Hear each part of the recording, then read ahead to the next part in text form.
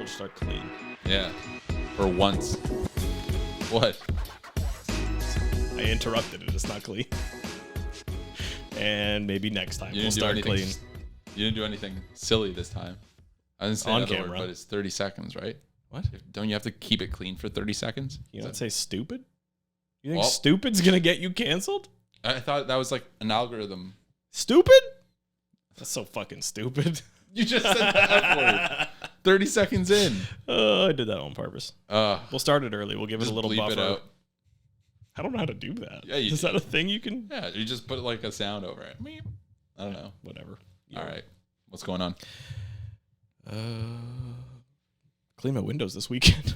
That shouldn't be like a big success, but it's a big success. I think we've cleaned our windows maybe once when we moved into the house like 3 years ago. Like you attached the thing to your hose and just shot it at the windows on the outside? Oh no, we have the ones that like they'll fold inwards on the track, the double hung.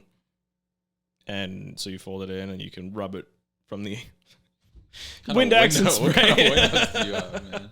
Oh, but so it folds in so you can clean the outside from the inside, you know? Oh, cool. You catch my drift? Yeah. But then like all the screens and shit too. So like, I got the scrubby thing. Just get the thing on the hose. You hook it you up. But you gotta give them a massage with the soap.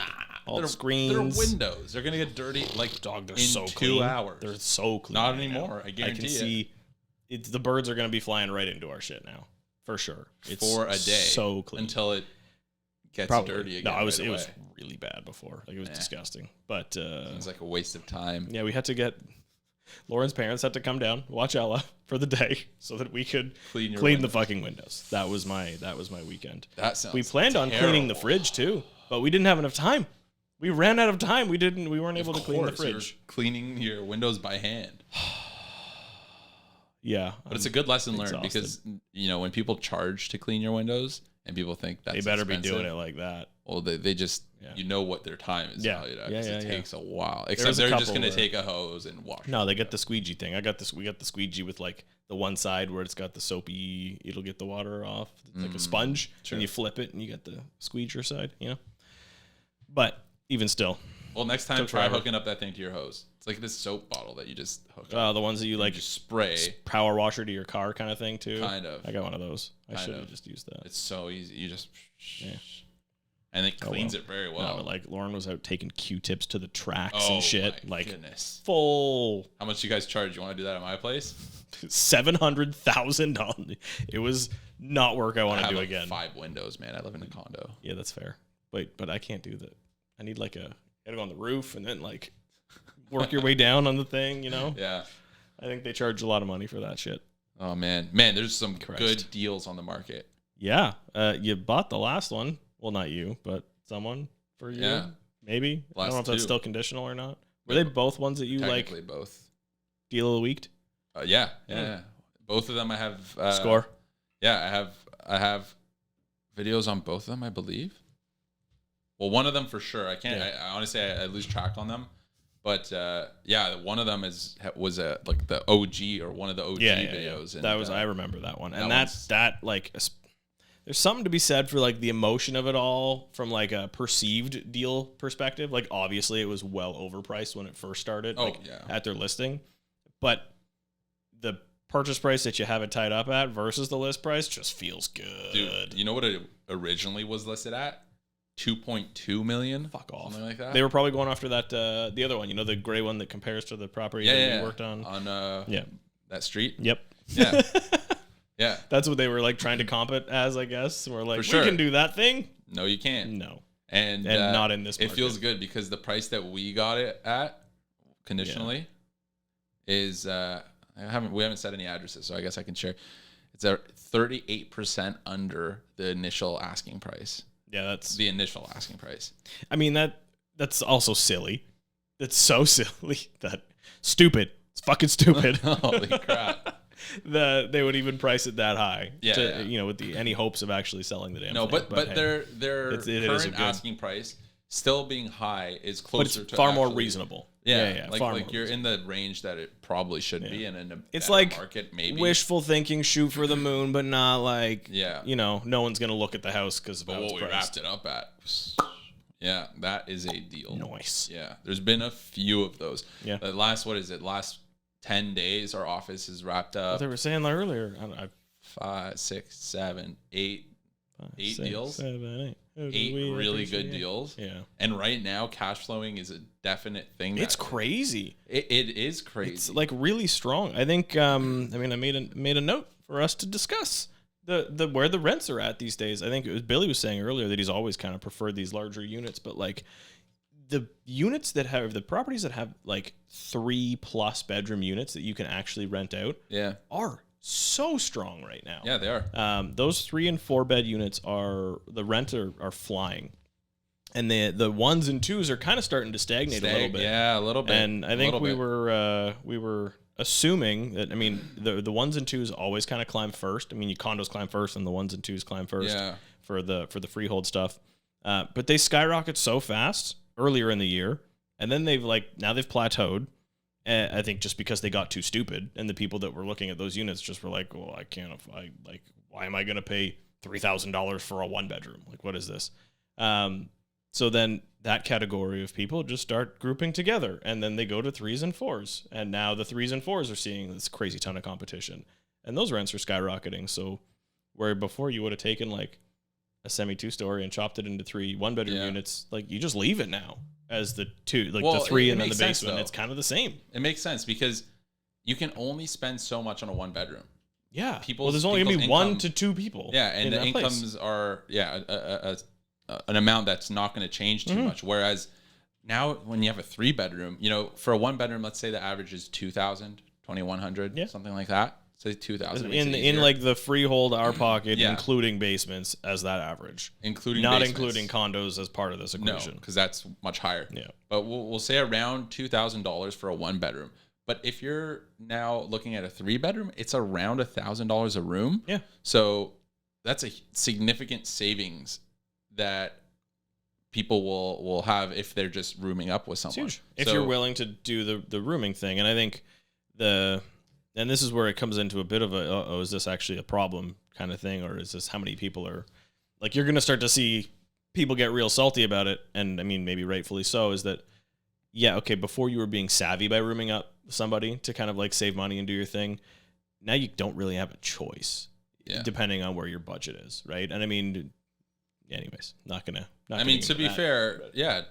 1-bedroom apartments are made for 2 people practically. They are now for sure. Like if you're not in a couple or a pair that you can split.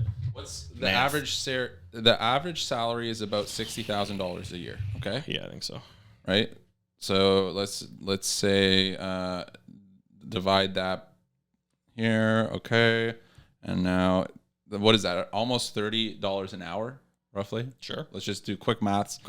So $30 an hour times 40 per week. That's $1,200 per week times 4. That's around $4,800 per week is the average salary, right? That's sorry. No, sorry. I'm not getting paid enough. $4,800 per month is the average salary around there. Call it $5,000 a month, pre-tax. To make it easy. Pre-tax, right? So you're taking home $4,000 a month. So there's $4,000 a month. Now even $1,700 is almost half your salary. So even before, it was always high. It's always significantly high, and for everybody, that's just the way it is. But now it's a little bit higher.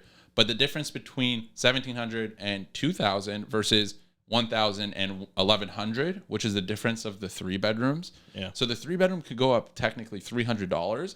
But the effect of each person in the bedroom is only $100, but you're still making $300 more. Whereas if a 1-bedroom goes up $300, that one person or 2 people have to bear that price. So it's there's a lot more tolerance for there's a lot more impact or a lot less impact on the 3s and 4s, right? There's a lot more just the economy of scale of the number of people, right? Now like $800 a room is for like a 4-bed is like dirt cheap. Like that's like bargain basement where you would find it kind of thing. If that goes up to $1,000 a head, it's not the end of the world. It's a sign of what's happening in the market in general, but at least at the moment, anything with these 3s and 4s looks real nice. Yeah. Real strong. And stuff's like I think we're starting to see like the flood of inventory coming. It's a bit of a shift that's happening. I think a couple of months ago we were talking about like inventory is half of normal levels. 2-3 months ago, inventory was like half of what it was normal levels. At this point, we're past the average. Like we're slightly above what the average May. This is just May data, but the average May like inventory should be. So I think, and I was kind of like theorizing earlier on in the year, just that. Okay, into January, you've got a couple of FOMO buyers, but nothing's on the market. We're still in a bit of a crazy rate environment. Nothing's happening. Okay, rate environment calms down. Buyers come in. Sellers still aren't back yet. Sellers are holding on. Offer dates go crazy, right? Stuff starts to get nuts. Yep. Stuff's too nuts and the inventory's still not here. So like us, especially as like investor buyers who are looking for deals, not to overpay on things, we're still kind of calm. Not much is happening. Okay, the wheels start turning again. Inventory starts to trickle up a little bit. Buyers start to step back in. We've kind of seen like a few months of craziness, a couple months of like craziness again, like early 2022. Not that to that extreme, but to that degree. And then, but inventory's still been low. And I've kind of always been thinking, okay, sooner or later the sellers are going to catch on to where the prices are going, and spring market in general is going to happen, and then inventory is going to start showing up. And then it all showed up in the last like 2 weeks. Yeah. And now it's boom, it's here. Which is a great thing for buyers because there's lots of properties to look at. There's the same number of buyers that are looking at properties. That means there's more dilution of your options. And I think there's also a lot of like the buyer fatigue a little bit going on. People have been starting from the beginning of the year. You're heading into the summer where people are going to start taking vacations and things. Exactly. So just naturally, you're going to have less buyers, a ton more listings, more options. Listings aren't going to have a billion. I mean, you're seeing even the numbers on offer dates, not the sold numbers necessarily, but the actual number of competing parties is starting to go down. Yeah. And then the bigger properties are the ones that need work are starting to sit for longer again. We're kind of, again, not as extreme, but I think we might see like the 2022 summer again, where deals can be had for those that are willing to action on things. We've seen it in the last. I mean, we've taken them. Yeah, we've scooped the deals. I'm pretty sure we've taken in the location that we work in the most. Yeah. I'm pretty sure we've taken something like 80% of the deals in the last 10 days on the market. I haven't done the math, but that's a good number for such a small yet mighty little group. Every one on my checklist that I've been looking at, we have it's just like elevate. And now we have there's 2 or 3 other ones. There's one I want to talk to you about before you leave today, and it's very, very strong. Like crazy potential. Starts with an A? No. Oh, okay. It's another one. New one. Yeah, this one's a little bit. So it's actually a mixed use property. The first level is split into 2 units. The front half, or the front third, is actually a commercial. It's actually like a hairdresser place now. Gotta drive Miata. The back is 1 bedroom. The second floor is this large 2-bedroom, huge 2-bedroom, and then the basement. Half of the basement could be another 1 bedroom, and the other half belongs to the commercial side. So it's like 4 units, very reasonably priced, lower rents, below market rents, but the basement is vacant, and even with those numbers, it is cash flowing positive. So, and with the vacant basement, or assuming market there's basement, laneway potential as well. Can you laneway on commercial mixed use? I don't know. I haven't run it by yet. And I don't have somebody for it right now. It's a very unique property. It is unique. However, for tomorrow, we're doing an event at CIBC, and it will be good. It seems like tomorrow. It's a very good one because the opportunity is definitely there. So we'll talk about that one later. But there have been really good deals out there. High cap rates, like we've been seeing cap rates 6.3, 6.4, 7. Like close to 7%. I think one or two that I saw. There's been a couple that 7. And the ones that I've been seeing for in the mid 6s haven't been significant renovations. No, haven't needed significant renovations. The 7s, like the really really crazy ones, you are going to need a big reno. I mean, just in general, in most of our markets, 6 cap needs a big reno. Usually, yeah. But I mean, just the gap, the highest returns are always. Not always, but typically going to come from like the big rental projects. But I've been seeing like, and I think it's a part of it too is because of the price point. The lot that I've been looking at lately is that like 1.5 to 2 range. there's just so many fewer people that, one, can buy up there, and two, if you are buying up there, a lot of people are, and especially in the like the more AA, AAA neighborhoods, are probably looking for more end user stuff. And then if you step beyond that, you're probably looking for a building, right? So it's a small niche where there's not a ton of buyers in there. That 1.5 to 2 multifamily, but like under 4, like 3 to 4 units kind of thing. There's some crazy deals in that segment of just like 4-bed, 3-bed, high park, like absolutely vacant, like lipstick. Ugh. There's some really good deals. And it feels good because the last year and a half have been so rocky. It's been nice being on the phone with agents and being actually able to negotiate, have a conversation instead of down and putting out numbers that I think a deal would be great at, and not starting off with a good deal, but starting off with the aggressively great deal. Selling agents calling me and saying, "Hey, we need to sell this property. I want to work with you. Let's get this deal closed." Okay, let's get it done then. Let's start negotiating. And there's been back and conditional forth deals, actually having conversations. And closing terms and things that work. Too. I did an inspection. I know you just did one that was like super clean. I did another one last week, and I was like, I kind of want to find something to have some ammo here, so I can negotiate a little bit. And the inspector's like, yeah, man, I don't know. This is super clean. There was like a back staircase, and this is kind of to your point, the negotiation market. The back staircase to like the basement unit in one of these things was like, the parging's coming off, and it was like a little bit damp by the door kind of thing. And I'm talking to the buyer. I'm like, I don't really have much, but like also we don't lose a damn thing by trying. So don't say that to the buyer. Don't say that on the podcast. What do you mean? You can't tell people that's the strat. I got rid of the strat. We're bleeping the strat because no one can know this. Super secret. No one knows the super secret. I'm making strat. you bleep that. Fine, I'll bleep the strat. I'm literally doing that today. The wrong person's gonna hear. Make these fucking scumbags. It's a good strat. Anyways, and then I went and I'm like, hey, you better bleep that. I'm like, hey, we got this house. But he'll firm up and he wants this off. And they're like, sit with it. Comes back and he's like, yeah, okay, fine, we're done. Well, you're not going to take the risk if you're a seller now, especially knowing that that rates are going up again. That's another big. You're not taking that risk. Like, it's a big topic. If I show you my inspection and I show you contractor quotes and I say we did not expect to be paying $25,000 more because we need to do waterproofing. And you're going to have to go back on that price now and lower your expectations because it's either that or fine, go list your property again and have fun because it might sit there for 60 days. I think that's the big ticket it's the bird in the hand kind of thing, right? It has to be legitimate. Like I feel I'm not going to go back out of my professional dignity and go negotiate somebody with zero ammo. I need something.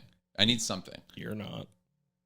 You are. That's a you need ammo. You need legit something. So you mean you're gonna bullshit them and then they're gonna be like, great, show me the inspection report. And no, you can't bullshit. You gotta show something. But it's something that traditionally, I'm looking at this, for example, one of the properties that I'm working on, I'm looking at this inspection report and it's very, very clean. You kind of know what you're expecting going into it, and then clean, that's relative to other.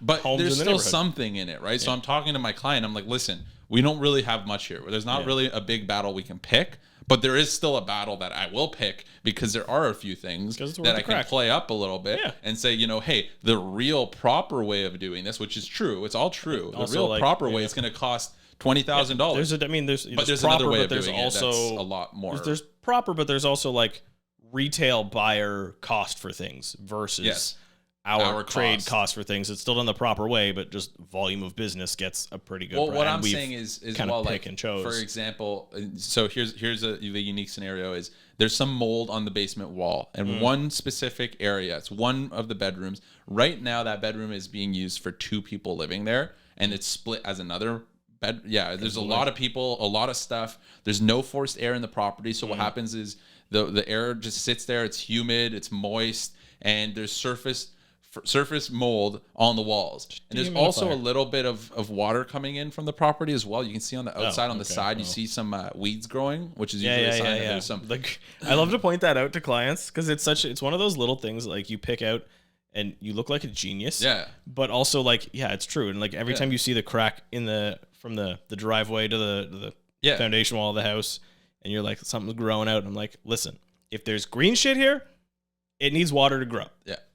There's water getting in somewhere. Yeah. So okay. So for this example, that's there. There was no other water readings on any other wall, just that one room in that one area, right? Now, the proper way, if we're doing this just 100% properly, is you're going to dig outside and do exterior waterproofing. That's going to cost you, at least in that area, around $7,000 to $10,000 just in that little area. But you're probably going to do more because it's not worth just doing that. Well, you can't. You do the whole wall. Piece. If you're waterproofing, you do a piece. Water just finds the path. It'll find the next one. Exactly. So you have to do that whole, at least the whole side of the property, which is going to be at least 12,000, 13,000, maybe a little bit more. Cool. And then I see how you negotiate now. You're grossing these bad boys up. Well, now if you go, it's a big property. This is a long property, right? It's not like a small. This is like 3-bedroom, big, like long property. So it's probably going to be around there. I know what you have to. Yeah, you have to dig out. Put the membrane on. You don't got to teach me how to waterproof. Well, yeah, and then you're wrapping around though, because now you're saying, don't forget the tar. Well, now you're saying, if I have to do that, you're doing that. This is technically, if you're going by just the book and no actual experience in this, that's what you should in reality, be doing. You use some concrete caulking, you move the downspout a little further away, you put a dehumidifier in the basement, and you're fine. You clean the mold, you open up that wall, you make sure everything's clean. Maybe you do some interior waterproofing so that nothing gets through. Put a dehumidifier, and you're fine. This is the difference of that job would be $2,000 maybe, and that's probably not even. Maybe. Well, if you're cutting out the whole wall, you're doing the mold, and then buying the dehumidifier, and it's gonna be around there. Let's call it right labor. But still, it illustrates the point. It illustrates the point of the amount of savings, and if we can negotiate another 10,000, 20,000 off, and the job is going to cost us $2,000 or $3,000, it's a big difference. I think the important takeaway too is that we wouldn't be able to have this conversation 6 months ago. No. Like, this is the fact that we get to have these conversations means our clients get excellent deals, means there's deals on the market to be had that might not even show themselves as deals at face value. You kind of got to do some digging and figure things out, but it looks good. Looks very good. Yeah. Rates going up. That's, I don't know. We'll see how that impacts things, but it sounds like by a small amount. I think I was talking to a client earlier today about this, that just like, I mean, a quarter point, 25 basis points seems like it's the likely amount. They said they're going to hold once they've done one final raise. Whether or not that happens, I think Wednesday is the next date. So whether or not that happens, 40% chance that it happens on Wednesday, and versus then like 100% by the next cycle. Yeah, it's 100% priced in by September. I mean, 25 basis points. Yeah, maybe that's the line that breaks some people or what have you. But I mean, in the grand scheme, I've got to imagine that's kind of not incredibly consequential, but what it will do is rock people emotionally, and I think it might pull even more people out to sell. Well, not to sell. Well, both sides. People are on the tipping point, right? Like, let's say that you had a 3-year mortgage, or if this is the piece that triggers, right? If that puts you over into your trigger rate territory, then yes, that can break a lot of people if you're already skirting just below. But I think emotionally on the buyer side too, it might pull some more people out. We saw this happen last summer again. Nobody wanted to pull the trigger on anything, even though deals were amazing, like almost across the board at the time. Yeah. I don't imagine it'll be nearly as extreme this year, but I think it's all just points to pretty happy buyer territory. It is a great time for buyers, and it's a great time to diversify your portfolio. I know I have clients that bought now during the beginning of the pandemic when rates were at 1.5, right, for a variable rate mortgage. And now, if you're still holding on that mortgage, which most are, you're going to be negative cash flow on most of your assets if you have one. So the deals at the time too were like a couple $100 was a gold star. At the beginning, I mean, $800, $900, you can still find good deals for around there. Like 21 was like $200, $300. Yeah. So the people who bought right at the beginning there, and now that are negative cash flowing, $500, $1,000 a month, this is a perfect time to diversify and mitigate risk, because if you buy another one now that is locked in for 3 years at a fixed rate of about 5.1, 5.2%, and you're cash flowing $1,200 a month, which we can find. I've found 2. You've found, like, we've found properties that cash flow this hard. There's ones that cash flow even higher if you have the money for it. But you know, now's the time to do that. And now finally your portfolio's washed. Yeah. You're even cash flowing positive. You're weathering the storm, which is exactly what you want to do in a defensive investment position. And you hold off, weather it for the next 3 years. By then, most banks are forecasting that the interest rate will start going down again. Then you refinance at that point, or you know, when it's time, when your term comes up, you have that lower rate, and you have 3-4 years of rents increasing by, you know, minimum 2% a year, but usually it's a little bit higher than that. And you're looking pretty good. You've weathered the storm, and that's exactly it. Real estate is about weathering some storms that will pop up and being there for the long term and holding for 30 years. I mean, this isn't I mean, unless you're a flipper, then, well, rest in peace, because you've had a couple of rough years. Yeah. Or you had a couple of great years, and now you got a not so great one.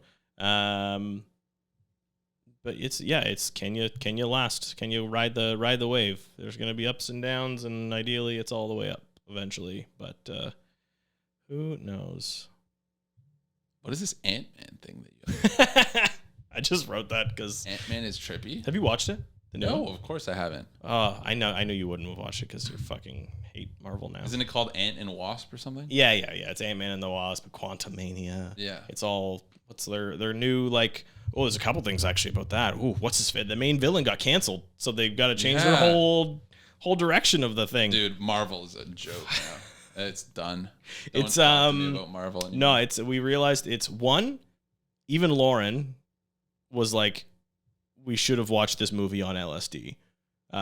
Disney does spend money on one thing, and that's their like graphic design background, like world design stuff. Because it's Ant-Man, right? So they go into quantum realm stuff, and that whole shit is trippy as hell. Like the background graphics, the different like species and things that are somehow down there, all that whole variety is whoever made it and drafted all of that was clearly on LSD. Like, you don't come up with these things unless you're on some aggressive psychedelics.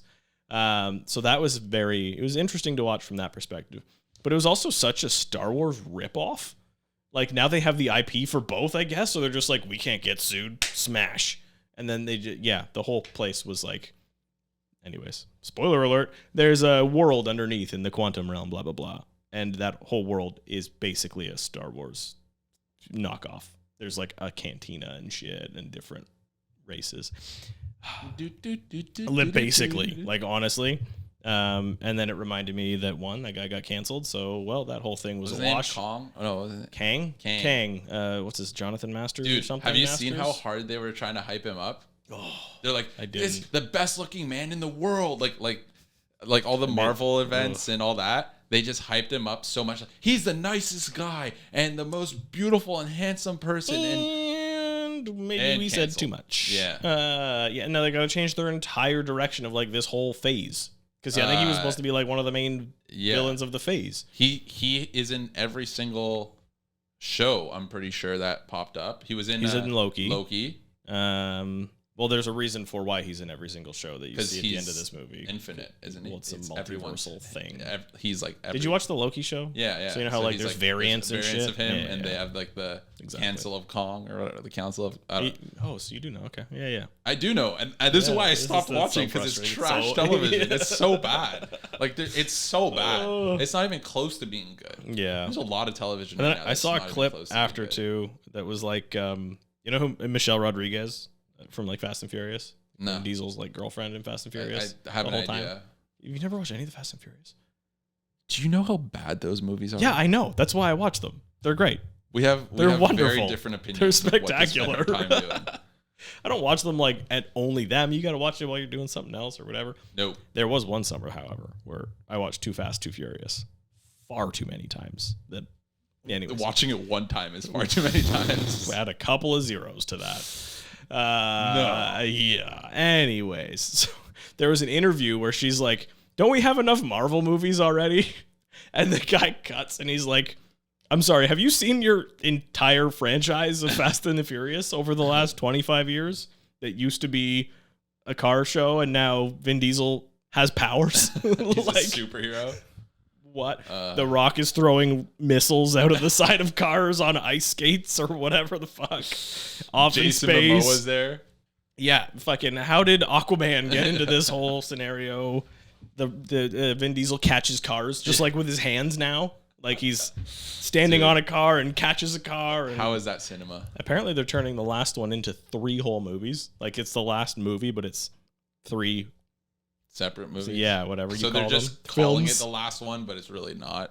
Yeah, it's just They just cliffhanger doing you twice. The Attack on Titan thing where it's Yeah. like, this is the last season, part 8. Like, oh my god, I've been done after part 2. Like, Give me the finale. Oh, No, but they yeah, cliffhang yeah. you so hard. Anyways, dude, there's this one video I need to send you on YouTube. It's about the downfall of Blizzard, and I think you'd really like it because I just started playing Diablo 4, and I don't want to read. Or no, it's listen not to nothing about anything Diablo 4. It's I know not- that, but it's gonna make me hate Blizzard. And Yeah, I already. well, no, it's I not. know they're not great. No, it's Bateson. He's a big YouTuber. He's a big Overwatch guy, big Blizzard guy, and he just Ooh, talks they about the fucked rise. and Overwatch 2. They messed that up. Overwatch 1 was one of the best games ever, Yeah. and they messed up Overwatch 2. They messed up World of Warcraft. Like World of War, WoW is playable now, and it's like whatever. But it's Shadowlands. They nuked Shadowlands, Yeah. and then they kind of brought it back with Dragonflight a little bit. But it's Nerd. a little bit late. Like Yeah, there's a yeah, lot. You'll watch it. They nuked that other Rune Nation. What was that one that the team fight tactics? Is that? Oh yeah, yeah. That's what it's Was called. that Blizzard? Yeah, that's Blizzard. Oh. And Diablo Mobile. They nuked. Oh my god, that was the biggest shit there's show. so many. How to get max power in Diablo Mobile in 45 minutes. $500,000. I think it was like was 100,000. legit number was like It was $106,000. to max out everything. It was Yeah. 500,000. That's so absurd. Yeah, It's it's they so scummy. it seems like they've hopefully learned, and I mean learned from a capitalist perspective. They've just learned that if I piss enough people off, no one's going to buy our shit, I guess. So they're doing a pretty good job with D4 of like community outreach and like, what game do you want? And here it's only cosmetics for now. We'll see. Man, there's a really funny quote. This is why I want to send you it's a great video. He does a really good job at looking like up the rise and fall of Blizzard. Because go back 7-8 years, Blizzard was the shit. Yeah. Like, Blizzard was by ran far, the industry for so long. Yeah. And now they're the laughing stock of the industry. And there's this one line, and it was when they released Diablo Mobile, and it was at BlizzCon.